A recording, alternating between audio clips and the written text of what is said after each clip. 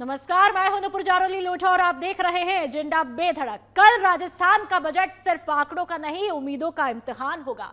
जी हां, भुजनलाल सरकार का तीसरा और कार्यकाल का अहम बजट कल सुबह 11 बजे विधानसभा में पेश किया जाएगा और पूरे प्रदेश की नजरें इसी बात पर है कि क्या ये बजट युवाओं को नौकरी, किसानों को राहत, महिलाओं को सुरक्षा और प्रदेश को ठोस विकास की दिशा देगा। और तकरीबन 1.50 लाख भर्तियों, सम्मान निधि में बढ़ोतरी, महिला योजनाओं, ग्रीनफील्ड एक्सप्रेसवे, मेट्रो विस्तार, रिंग रोड और बिजली पानी सुधार जैसे बड़े ऐलानों की उम्मीदें हैं। लेकिन सवाल यह भी है कि क्या कल के बजट में सिर्फ वादों की लिस्ट होगी या उनके लिए साफ टाइमलाइन और बजट प्रावधान भी दिखेंगे, क्योंकि यही मध्यकालीन बजट तय करेगा कि सरकार अगले 2 साल विकास के मोड में रहेगी या फिर घोषणाओं के भरोसे आगे बढ़ेगी। इन्हीं सवालों के साथ कल के बड़े बजट से पहले आज की बहस शुरू करेंगे।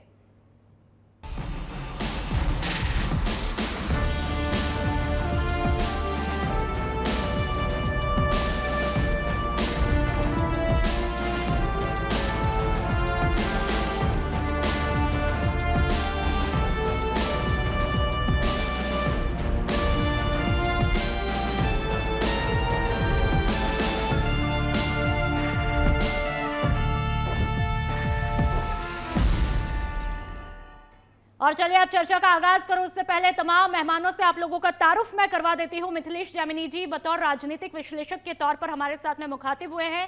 अमित सरावगी हमारे साथ में पेट्रोल डीजल डीलर एसोसिएशन के तौर पर हमारे साथ में मुखातिब हुए हैं। भाग्यश्री सैनी जी हमारे साथ में women and child right activist के तौर पर मुखातिब हुई है। प्रदीप चतुर्वेदी जी कांग्रेस की तरफ से हमारे साथ में मुखातिब हुए हैं। निमिषा गौड़ जी हमारे साथ में बीजेपी के प्रवक्ता के तौर पर मुखातिब हुए हैं। आप सभी मेहमानों का बहुत बहुत स्वागत है। सबसे पहले बीजेपी के साथ में यानी कि निमिषा जी के साथ में, आप ही के साथ में चर्चा का आगाज मैं करूंगी। निमिषा जी, शुरुआती जो राउंड है वो रिएक्शन पर रहेगा। आप बताइए, हर वर्ग को कल के दिन से बड़ी उम्मीदें हैं, बजट के पिटारे से बड़ी उम्मीदें हैं, चाहे किसान हो, युवा हो, महिला हो, बुजुर्ग हो। कल का दिन उम्मीदों वाला है, पानी तो नहीं फिरेगा। नुपुर जी, राजस्थान के लिए अभूतपूर्व इतिहास लिखने वाली सरकार है और राजस्थान में विकास के जितने पायदान हैं उसमें से 22 में से 12 में पूरे भारत भर में प्रथम आ चुकी है। तो हमारे यशस्वी मुख्यमंत्री जी का आगामी बजट हमारी वित्त मंत्री जी के द्वारा प्रस्तुत किया जाने वाला है। और आप ये देखिए, ये बजट युवा, महिला, अन्नदाता और मजदूर वर्ग, हर वर्ग को एक कदम आगे और राजस्थान के इंफ्रास्ट्रक्चर को मजबूत करता, निवेश को आकर्षित करता हुआ, चहुगामी विकास को एक पथ देता हुआ बजट होगा। और आप ये देखिए, राजस्थान ने पिछले दोनों बजट के 92% कार्य पूरे हो चुके हैं। चाहे जल की बात करें, बिजली देने वाला अब राजस्थान वासी हो चुका है, घर घर में नल से जल पहुंच चुका है। कुछ प्रकृति की भी कृपा हुई है, बिजली अब राजस्थान वासी देते हैं। इसी तरह से मैं इंफ्रास्ट्रक्चर की बात करूंगी तो सड़कें मजबूत हुई हैं और बाकी स्मूथ हुआ है, रेलवे, एयर इंफ्रास्ट्रक्चर और बाकी सभी डेवलपमेंट की बात करूं तो हमारा किसान भाई मजबूत हुआ है। 70 लाख किसानों को जो हमारे मुख्यमंत्री जी ने वादा किया था, किसान सम्मान निधि उनको बढ़ा करके निधि उनको दी है, राहत भी देते आए हैं और स्वास्थ्य में लाभ हर राजस्थान वासी को मिल रहा है। तो चहुमुखी विकास के अग्रिम पंक्ति में जाने वाला ये बजट राजस्थान को विकास के पायदान ठीक है। निमिषा जी, आपको कल के लिए बहुत बहुत बधाइयां, एडवांस में बेस्ट ऑफ लक। और देखते हैं कल क्या कुछ तस्वीरें रहने वाली है। पहले राउंड में सिर्फ उम्मीदों पर बात होगी, दूसरे में डेटा के साथ में मैं बात करूंगी। प्रदीप जी, आपने बीजेपी के प्रवक्ता को सुना है, निमिषा जी को कहा जा रहा है, दावा है चहुमुखी विकास वाला बजट होगा और लगातार सरकार भी कह रही है विकसित राजस्थान की नींव को मजबूत करने वाला बजट होगा। नूपुर, देखिए, उम्मीदों पर जिंदा रहना अच्छी बात है, लेकिन सवाल यह है कि बजट संबंधी जो बातें होती हैं वो आंकड़ों पर आधारित होती हैं। और हम देख रहे हैं कि पिछले साल के बजट में सरकार ने उधार लेकर नियमित खर्च किए हैं। नियमित खर्चा कभी विकास का द्योतक नहीं होता। ये पूरी सरकार जो है पेंशन, ब्याज और आप देखिए भत्ते और लेकर के ब्याज भुगतान, सब्सिडी, इस पर खर्च कर रही है। उसमें से सिर्फ 8वां हिस्सा पूंजीगत विकास में ये खर्च कर रही है सरकार। तो इस बात का खुद प्रमाण है, आंकड़े बता रहे हैं कि अगर मान लीजिए आपका कैपिटल स्ट्रक्चर में सबसे कम अगर इन्वेस्टमेंट है तो किस तरह विकास हो रहा है। इसलिए आंकड़ों की बात होगी, सपने देखना अच्छी बात है, लेकिन आंकड़े गवाह हैं कि सरकार उधारी चुकाकर अपना नियमित खर्चा कर रही है, लोन ले रही है। 200 बार रिजर्व बैंक से लोन लेकर के पहली बार एक सरकार ने एक साल में 200 बार रिजर्व बैंक से लोन लेकर अपने नियमित खर्चों का पालन किया है। तो आप समझ सकती हैं किस तरह सरकार चल रही है।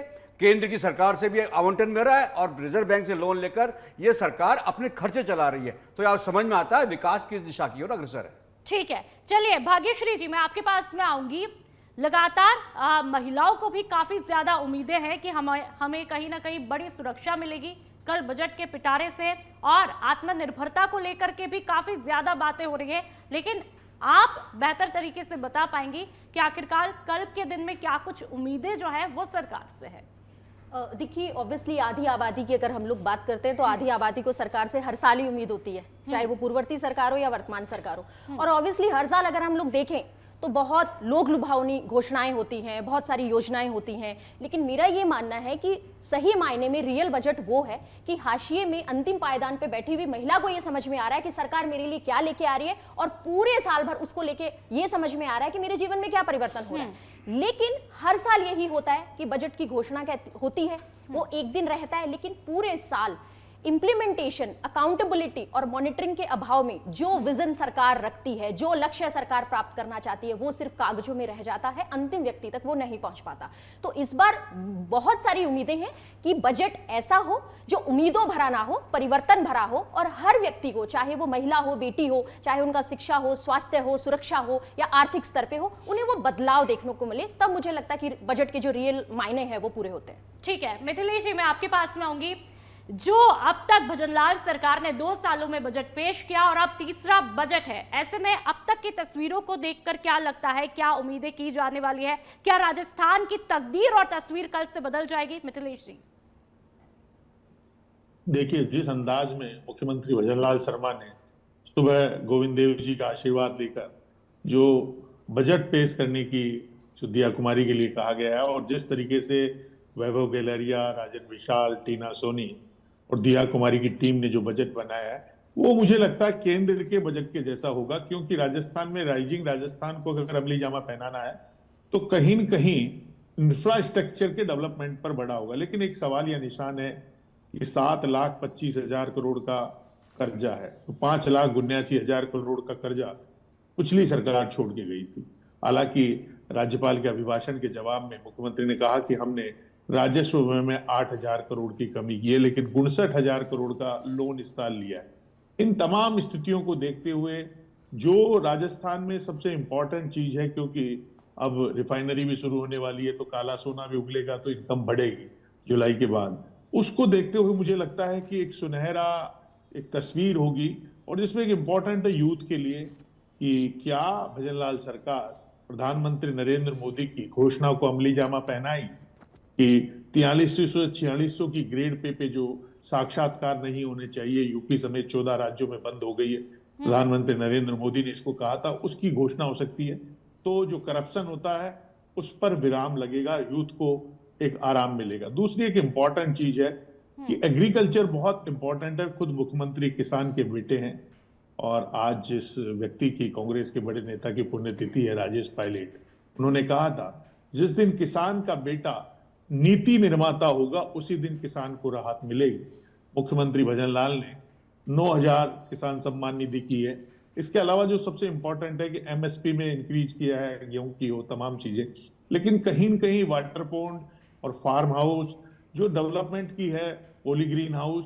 लेकिन में सबसे इंपॉर्टेंट है कुसुम योजना। कुसुम योजना ने गाँव में, मैं कहूंगा, किसानों को बहुत राहत दी है। पहले बिजली चोरी के मामले में कई आते थे, लेकिन अब कुसुम परियोजना जब से लागू हुई है उसकी छत पर वो लगे हुए हैं, और उससे वो अपनी कुट्टी कर लेता है और बिजली चोरी से बच गया। और कहीं न कहीं कुसुम परियोजना के बाद जो अंधेरे में गांव डूबे रहते थे, मुख्यमंत्री का एक सपना है कि 2027 तक दिन में किसानों को बिजली मिले। तो मुझे लगता है कि जो किसानों को लेकर मुख्यमंत्री बहुत अलर्ट है और यूथ को लेकर बहुत अलर्ट है।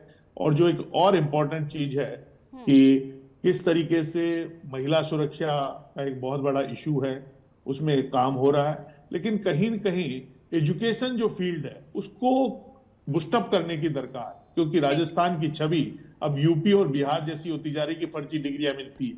तो क्या निजी विश्वविद्यालय नियामक आयोग की घोषणा करेंगे जो इनके घोषणा पत्र में है, ठीक है, क्वालिटी एजुकेशन देंगे। ठीक है, बिल्कुल मिथिलेश जी, अब कल देखना होगा कि आखिरकार कल 11 बजे क्या कुछ तस्वीर देखने को मिलेगी। हमारे साथ में अमित सरावगी जी भी यहाँ पर मौजूद है। अमित जी, पेट्रोल डीजल को लेकर के हमने भी देखा कि किस तरह के बेतहाशा भाव जो है वो देखने को मिले, महंगाई का स्तर क्या कुछ रहा, लेकिन कल जो है क्या लगता है, कल कुछ उम्मीदें की जाए महंगाई को लेकर के? पेट्रोल डीजल की जो हालत पड़ोसी राज्यों में है, क्या उनसे बेहतर हो पाएगी, नहीं हो पाएगी? आपका इस पर क्या कुछ कहना है? मैम, एक तरफ अपन बात कर रहे हैं किसानों की, आम आदमी की, सबकी। पेट्रोल डीजल एक ऐसा प्रोडक्ट हो गया जो सबको डायरेक्टली हिट कर रहा है, इनडायरेक्टली भी नहीं बोलूंगा। किसानों के लिए भी एग्रीकल्चर में डीजल की बहुत वैल्यू है, ट्रांसपोर्टेशन के अंदर बहुत वैल्यू है, आम आदमी के किचन तक जो खाना पहुंचता है उसके अंदर ये ट्रांसपोर्ट का बहुत मेजर वैल्यू रहता है, जिसका डीजल का एक बहुत मेजर इंपैक्ट आता है। आज राजस्थान में देखें तो 17% वैट है और 2% अपना ऑलमोस्ट खर्चा और एक्स्ट्रा गवर्नमेंट ले रही है, टोटल 19% अपनी कॉस्टिंग आ रही है, जो कि आजू बाजू के राज्यों से ऑलमोस्ट सबसे ज्यादा है, और इंडिया में अगर अपन देखें तो वन ऑफ द हाईएस्ट है। तो आने वाले बजट में हम लोग गवर्नमेंट से उम्मीद करते हैं कि ये रेट्स इसको कम लेके आएँ, नियरेस्ट जो भी अपने और दूसरी स्टेट्स हैं उसके बराबर लेके आएंगे, तो जनता को काफ़ी इससे रिलैक्सेशन मिलेगा। पेट्रोल पे भी अपने करीब 30% के आसपास अभी कॉस्टिंग आ रही है वैट की, जो कि किसी भी राज्य से, नियर बाय राज्य में खाली एक एमपी अपने से compete कर रहा है, बाकी सब अपने से काफ़ी कम है। और इंडिया के अंदर भी वापस अपन अगर इंडिया में देखें तो 3rd या 4th नंबर पे इंडिया का है टैक्स स्ट्रक्चर। तो इसमें अगर गवर्नमेंट कोई भी डिसीजन लेती है तो आम पब्लिक को हर तरीके से बेनिफिट मिलेगा, क्योंकि ट्रांसपोर्ट वगैरह सस्ता होगा तो उससे सब चीज़ों में फ़र्क आएगा। बिल्कुल, क्योंकि सीधा सीधा इसका असर जो है महंगाई की मार पर भी पड़ता है। तो ऐसे में कल का दिन बड़ा निर्णायक रहने वाला है। चलिए, बीजेपी के प्रवक्ता के पास में मैं आऊंगी। आपने बहुत वादे भी किए और दावे भी किए, कल पता लगेगा। विपक्ष का कहना है कि 2 साल में 2717 में से तकरीबन 27% घोषणा ही पूरी हुई है, यह विपक्ष का आरोप है। लेकिन निमिषा जी, आपसे समझना चाहेंगे, पिछली बार ग्रीन थीम पर आप लोगों ने बजट पेश किया था, ऐसे में कितनी घोषणाएं आप लोगों ने ऐलान की, कितनी पूरी हुई, कितनी अधूरी रही, ये आप खुद बताएंगी तो बेहतर रहेगा। देखिए नुपुर जी, विपक्ष तो अपने हाशिए पर चल रहा है, क्योंकि एकजुट नहीं है और झूठी थोतली बातें करना। कुल बजट घोषणाएं पिछले 2 बजट की मैं बात करूं तो 2718 घोषणाएं हुई थी, उनमें से 2434 क्रियान्वित, पूर्ण और प्रगतिरत और स्वीकृति जारी हो चुकी है। अर्थात 90% कार्य हमारा कंप्लीट हो चुका है। और थोती बातें करते हैं, कर्ज खुद छोड़ करके गए थे, कर्जे के खड्डे में डुबोकर राजस्थान को छोड़ के गए थे, और हमारे माननीय मुख्यमंत्री जी के नेतृत्व में 8000 करोड़ का रेवेन्यू हमको मिला है, और आगे भी हम उस खड्डे को भरने का काम करेंगे। आप देखिए, राजस्थान वासियों की पर कैपिटा इनकम की मैं बात करूं तो पर कैपिटा इनकम 2,15,000 हो गई, सॉरी 2019 से बढ़ के 11% बढ़ोतरी हो गई है। और जहां कांग्रेस के शासन काल में 32% बेरोजगारी दर थी, पूरे भारत में सबसे ज्यादा बेरोजगारी थी। और अब आप ये देखिए, लेकिन आप लोगों की सरकार को भी 2 साल तो हो चुके हैं, आप लोगों की सरकार को 2 साल हो चुके हैं, तो ऐसे में कुछ तो तस्वीर बदली होगी, उसका आंकड़ा भी पेश कीजिए। कांग्रेस की बात छोड़िए, आप अपनी बात कीजिए, 2 सालों में क्या हुआ? आप सुनिए तो सही, आप मेरे पूर्वक सुनिए। राजस्थान के अंदर 2 साल में ग्रामीण के अंदर बेरोजगारी दर 3.9% पे पहुंच चुकी है, और ओवरऑल है बेरोजगारी दर 4.9 है राजस्थान में। मुख्यमंत्री जी स्वयं नियुक्ति पत्र जारी करते हैं, 1 लाख भर्तियां हो चुकी हैं, 1,95,000 प्रक्रियाधीन है। उन्होंने वादा किया था, जो कहते हैं वो करते हैं। और आप देखिए, 19 नई नीतियां भी जारी की है। सिस्टम और प्रोसेस पॉलिसी के माध्यम से राजस्थान का उत्तरोत्तर विकास किया जा रहा है। ठीक है, आप ही की बात का रिएक्शन प्रदीप जी से ले लेती हूं। प्रदीप जी, आपने निमिषा जी को सुना है, उन्होंने कहा सब कुछ अच्छा खासा चल रहा है, युवाओं को लेकर के युवाओं की कल बहुत उम्मीदें हैं, खासतौर पर जो बेरोजगार है। लेकिन ऐसे में निमिषा जी कह रही है कि भाई हमने 1 लाख भर्तियां दे दी है, 1,00,000 95,000 का तकरीबन का आंकड़ा मैं बता रही हूँ, वो अभी पाइपलाइन में है। तो ऐसे में अच्छी खासी जो है उम्मीदें हमने पहले भी पूरी की है और अभी भी होंगी। ये बात निमिषा जी कह रही है। मैंने कहा भाजपा सरकार मुंगेरियाल के सपने देखती है, तो सपने देखना बुरा नहीं है, लेकिन हकीकत जो आंकड़े बयां करते हैं वो कल ही मीडिया में सामने आए हैं कि इनका जो बजट में मेजर खर्चा वो नियमित खर्चा हो रहा है। इनके पास पैसे ही नहीं है डेवलपमेंट के लिए। सवाल यह है कि क्या ये 20,000 करोड़ रुपए विकास में खर्च कर रहे हैं? पिछले साल के आंकड़ों में अगर आप देखें तो वेतन, भत्ते, पेंशन, ब्याज, इंटरेस्ट, इसको लेकर के जो खर्चे हो रहे हैं उसमें सारा खर्चा 80% के आसपास है। सिर्फ 20,000 रुपए कैपिटल एक्सपेंडिचर खर्च कर रहे हैं। ये आंकड़े खुद बताते हैं विकास कहां से होगा। ये पिछले 1 साल के आंकड़े हैं, मेरी सरकार के आंकड़े नहीं है, ये आपकी पिछले साल के आंकड़े हैं। दूसरी बात, केंद्र सरकार का जो रवैया है सरकारों के प्रति, केंद्र सरकार जीएसटी का पैसा लेती है और उसका जो हिस्सा बांटती है। पिछले साल में वो 6% राज्य को बटा, लेकिन इस साल उसमें भी केंद्र सबसे बड़ा पैसा लेता है और देश की राज्य सरकारों को जो 6% हिस्सा दिया गया पिछले बजट में, इस बार 5% दिया गया। आप समझिए कि सरकार जीएसटी के शेयर में भी बेईमानी कर रही है। केंद्र सरकार 6% पिछले साल था, उसको 5% कर दिया और केंद्र सरकार का जीएसटी कलेक्शन बढ़ रहा है, हर साल कलेक्शन बढ़ रहा है और स्टेट का कंट्रीब्यूशन कम हो रहा है। और विशेष विपक्षी पार्टियां की सरकारें जहां पर भी है उनको पैसा देने में देरी की जा रही है। तो आपका ढांचागत विकास जब नहीं हो रहा तो फिर ये उधार क्यों लिया जा रहा है? रिजर्व बैंक से 200 बार लोन लेना राजस्थान सरकार की, ठीक है, ठीक है। प्रदीप जी, निमिषा जी हमारे साथ में और भी गेस्ट जो है, ठीक है निमिषा जी, जब आपका टर्न आएगा मैं लोन बैंक से क्यों लिया है? निमिषा जी जब आपका टर्न आएगा, ठीक है प्रदीप जी 1 मिनट, प्रदीप जी 1 मिनट, एक वित्तीय वर्ष में 200 बार इनका झूठा जुमला राजस्थान नहीं सुनेगी। मैनेजमेंट ठीक दिखाता है है। भाग्यश्री जी, मैं आपके पास में आऊंगी। यदि 2 साल खर्चे के यदि लिए, हम मौज मस्ती के लिए आपने 250 कारें खरीदी मंत्रियों के लिए, पैसा आपके पास नहीं और अब 250 कारें बड़ी बड़ी गाड़ियां खरीद रहे हैं। ठीक है प्रदीप जी 1 मिनट, प्रदीप जी ठीक है, आपका जब टर्न आएगा तो बोलिएगा। भाग्यश्री जी हमारे साथ में, निमिषा जी, प्रदीप जी 1 बड़ी बड़ी कारें खरीद निमिषा रहे जी, हैं प्रदीप जी 1 मिनट। होटल में बंद रहने वाले देखिए मुख्यमंत्री ये की डिबेट आजादी नहीं का डिस्कशन क्या है, होता है? ये डिबेट नहीं डिस्कशन है, क्योंकि राजस्थान की आवाम का बहुत बड़ा मुद्दा है। भाग्यश्री जी 2 सालों में हमने देखा लगातार सरकार कह रही है कि भाई हमने महिलाओं की तस्वीर तकदीर दोनों बदली है, तमाम सुविधाएं दी है, आत्मनिर्भर बनाने के लिए बहुत सारी योजनाएं चलाई है। लेकिन आप यदि 2 सालों में देखें तो महिलाओं को अभी भी किन चुनौतियों का सामना करना पड़ रहा है और ऐसे में क्या कुछ सुधार की आवश्यकता, बजट से क्या उम्मीद है? देखिए पूर्ववर्ती सरकार और वर्तमान सरकार के आरोप प्रत्यारोप से परे मैं यहाँ पे जो ग्राउंड रियलिटी है, जो जमीनी तस्वीर है, मैं उसकी बात करूंगी। देखिए महिलाओं के आर्थिक सशक्तिकरण के लेवल पे मैं बात करूं, बजट में हम लोग देखते हैं SSG, micro finance, skill training, बहुत बड़े बड़े शब्द हम लोग सुनते हैं। लेकिन आज भी महिलाओं की अगर आप स्थिति देखेंगे तो आज भी महिलाएं लाभार्थी के तौर पे, वो स्वावलंबी नहीं बनी हैं। जब तक महिलाएं कमाने लायक ना बने, जब तक महिलाएं निर्णय लायक नहीं बने, मुझे नहीं लगता आर्थिक सशक्तिकरण का कोई वजूद है। दूसरी बात करें सुरक्षा की, हर साल आप देखते हैं कि एनसीआरबी में राजस्थान ऊपर ही रहता है और वो सबसे इंपॉर्टेंट मुद्दा है। अगर आप सुबह अखबार खोलेंगे तो महिलाओं के साथ कोई ना कोई घटना घटित रहती है।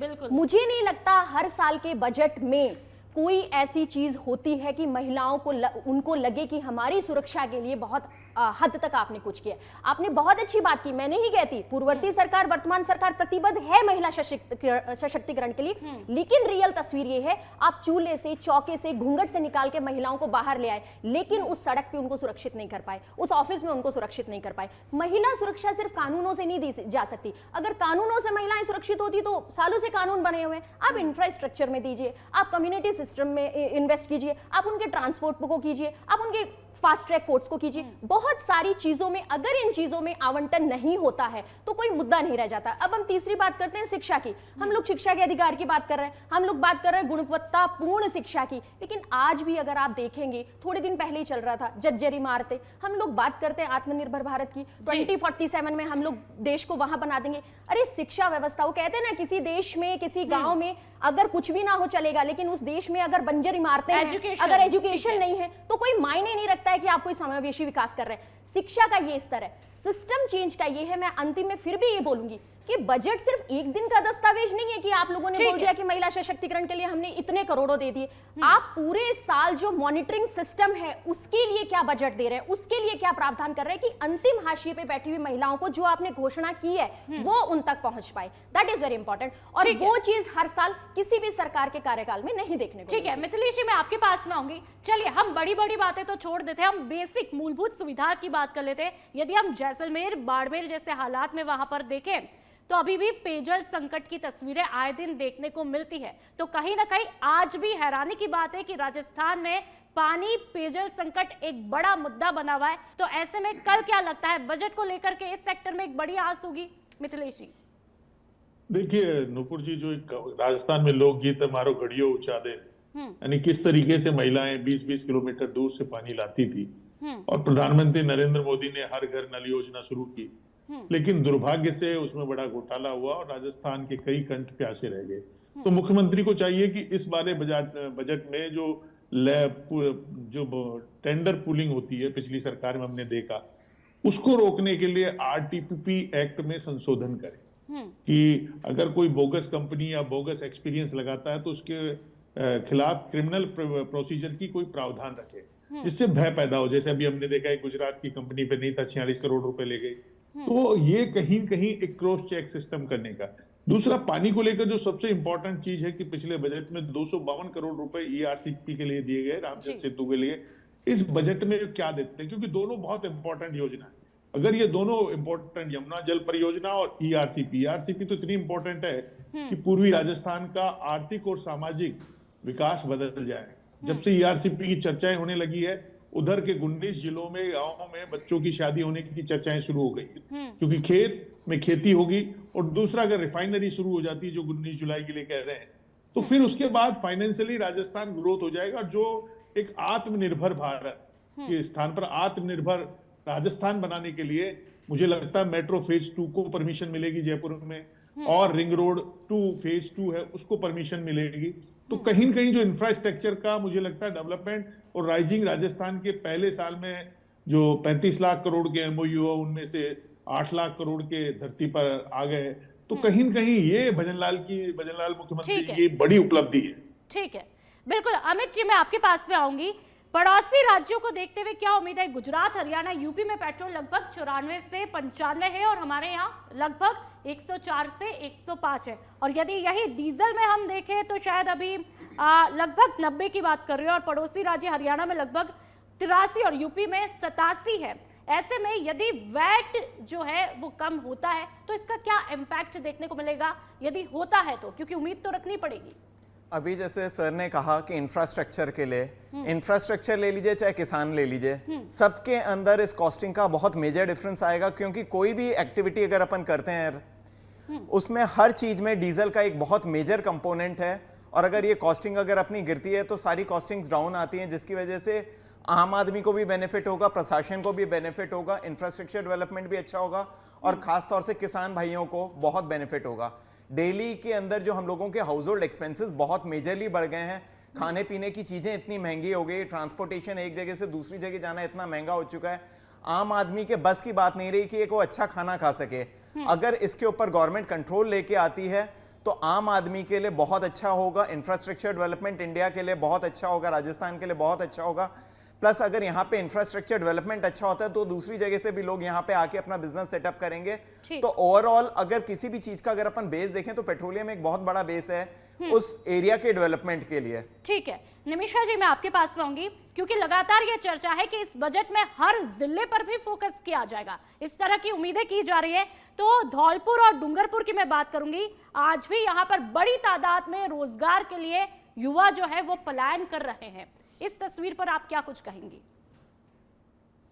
देखिए, राजस्थान के विकास पुरुष हैं मुख्यमंत्री जी। उन्होंने हर जिले को लेकर के, हर विधानसभा को लेकर के उसका एक बजट है, और आप ये मानिए हर जिले में उन्होंने लगभग 300 करोड़ रुपए बिना पक्षपात के उन्होंने विकास की राजनीति का एक नया आयाम लिखा है। आप देखिए कि हर क्षेत्र का पूरा डेवलपमेंट, धौलपुर की बात की जाए तो धौलपुर में स्किल डेवलपमेंट के साथ में आप ये देखिए कि वहां पर प्रोसेसिंग यूनिट्स के लिए जो लोग पलायन कर रहे हैं उनका क्या निमिषा जी?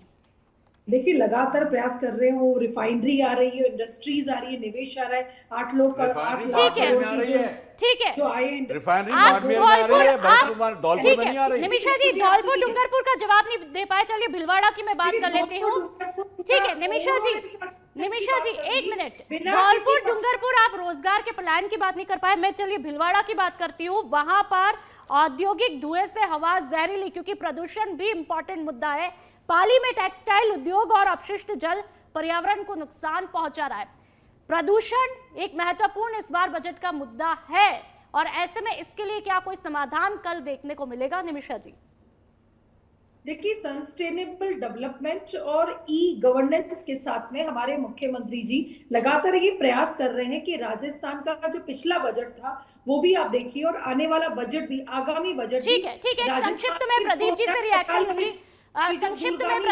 रिएक्शन लूंगी, समय कम है। प्रदीप जी, ईआरसीपी को लेकर के लगातार विपक्ष आप लोग मुद्दा उठा रहे हैं, लेकिन ईआरसीपी का मुद्दा तो आप लोगों के कार्यकाल से भी था, तो इस बार क्या बड़ी आपत्ति? ईआरसीपी घोषणा तो प्रधानमंत्री ने आकर के की थी उदयपुर में कि इसको राष्ट्रीय योजना घोषित करेंगे, आज तक नहीं हुआ। उनके लाडले मुख्यमंत्री यहाँ पे उनके प्रतिष्ठित बनाए गए, लेकिन ईआरसीपी को आज भी राष्ट्रीय परियोजना घोषित नहीं कर पाई है सरकार। चंबल में नालों का पानी गिर रहा है, चंबल में नालों का पानी गिर रहा है, गंदा पानी, उसको रोकने में सरकार असमर्थ है। आप मौजूदा ढांचे में जो पिछली सरकारों ने काम किए उनको भी यथावत करने में असमर्थ हैं। आपकी प्राथमिकताएं नहीं है, आपकी प्राथमिकता दिल्ली के इशारे पर राज चलाने का है, आपकी अपनी कोई प्राथमिकता नहीं है। दिल्ली जो निर्देश देती है सरकार का चलन उसी तरीके से हो रहा है, इसलिए आपके पास कुछ नहीं। आपने केंद्रीय बजट में राजस्थान को एक परियोजना के लिए पैसा नहीं दिया, न चंबल की बात की, न ईआरसी की बात की, और न कोई घोषणा हुई। ठीक है, आप तमाम मेहमानों का बहुत बहुत शुक्रिया, बड़े ही ठीक है, आप तमाम मेहमानों का बहुत बहुत शुक्रिया। बहुत ही पुरजोर तरीके से बेबाकी के साथ में तमाम मुद्दों पर आपने बातचीत रखी है, लेकिन बहरहाल ये मुद्दा हमारी आवाम का है कि आखिरकार कल आवाम के लिए क्या कुछ बड़ी सौगातें मिलने वाली है, क्या युवाओं को बहुत सारी नौकरियां मिलने वाली है, किसानों को क्या किसान सम्मान निधि के अलावा भी कोई बड़ी सौगात मिलेगी, महिलाओं के हिस्से में क्या रहेगा, बुजुर्गों के हिस्से में क्या कुछ रहेगा, इस पर हमारी यानी कि सच बेधड़क की भी निगाहें टिकी रहेंगी। तो ऐसे में फिलहाल इस शो में इतना ही, आप देखते रहिए सच बेधड़क। नमस्कार।